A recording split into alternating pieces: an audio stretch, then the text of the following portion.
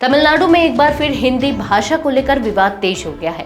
राज्य के उप मुख्यमंत्री और डीएमके यूथ विंग के नेता उदयनिधि स्टालिन ने केंद्र सरकार पर बड़ा हमला बोला है। उन्होंने कहा कि अगर हिंदी जबरदस्ती थोपी गई तो तमिलनाडु एक और भाषा आंदोलन शुरू करने से पीछे नहीं हटेगा। उन्होंने यह भी कहा कि तमिल भाषा को बचाने के लिए हजारों युवा अपने प्राण तक देने के लिए तैयार हैं। नमस्कार, मैं हूं विजयश्री और आप देख रहे हैं यूबी न्यूज।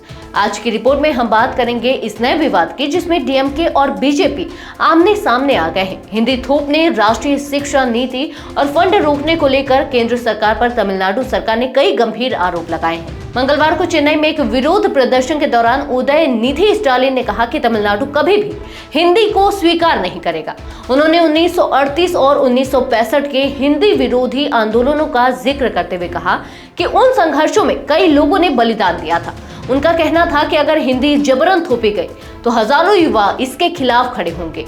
स्टालिन ने केंद्र सरकार पर तंज कसते हुए कहा कि हिंदी ने उत्तर प्रदेश, बिहार और हरियाणा जैसे राज्यों की मूल भाषाओं को कमजोर कर दिया है। अगर तमिलनाडु भी हिंदी अपनाएगा तो तमिल भाषा खत्म हो जाएगी। उन्होंने बीजेपी सरकार पर तमिल संस्कृति और इतिहास को नष्ट करने की कोशिश करने का आरोप लगाया। उदयनिधि स्टालिन का आरोप है कि केंद्र सरकार ने तमिलनाडु सरकार को समग्र शिक्षा अभियान यानी कि SSA के तहत मिलने वाले 2400 करोड़ रुपए रोक दिए हैं। इसके पीछे कारण यह बताया जा रहा है कि तमिलनाडु सरकार राष्ट्रीय शिक्षा नीति यानी कि NEP लागू नहीं कर रही है। केंद्रीय शिक्षा मंत्री धर्मेंद्र प्रधान ने हाल ही में कहा था कि जब तक तमिलनाडु राष्ट्रीय शिक्षा नीति को पूरी तरह लागू नहीं करता तब तक ये फंड जारी नहीं किया जाएगा।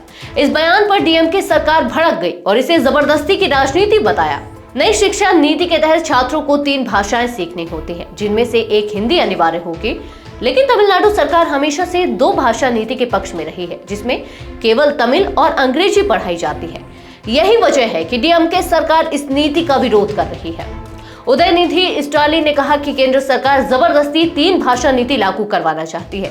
उन्होंने साफ कहा कि तमिलनाडु सरकार गुलाम नहीं है जो बीजेपी सरकार की हर बात माने। इस पूरे विवाद पर बीजेपी भी हमलावर हो गई है। केंद्रीय मंत्री एल मुरुगन ने डीएमके सरकार पर राजनीति करने का आरोप लगाया। उन्होंने कहा कि केंद्र ने अनुदान जारी करने के लिए कोई शर्त नहीं रखी है। बीजेपी नेताओं का कहना है कि डीएमके सरकार इस मुद्दे को जानबूझकर बढ़ा रही है ताकि लोगों को भड़काया जा सके। तमिलनाडु में हिंदी विरोध कोई नई बात नहीं है। अतीत में भी इसको लेकर बड़े आंदोलन हुए हैं।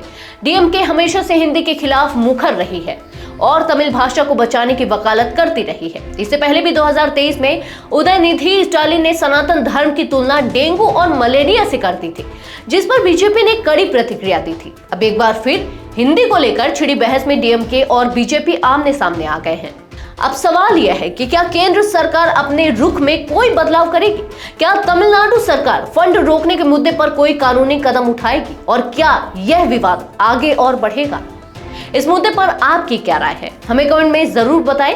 ऐसी ही और खबरों के लिए जुड़े रहिए यूबी न्यूज के साथ। धन्यवाद।